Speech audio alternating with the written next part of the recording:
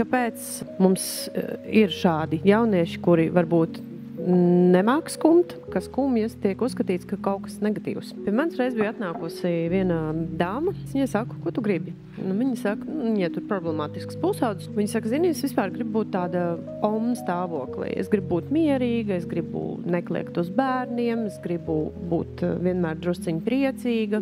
Un es viņai saku, principā, tu priekš manis un terapeitiem, psihologiem, psihiatriem tu audzini nākamo maizi mums. Jo, ja tu savam bērnam liedz iespēju apskatīties, kāda tu izskaties arī tad, kad tu esi neglīta, vai kad tu esi skumja, vai kad tev ir ciešanas, vai kad tev ir neveiksmes.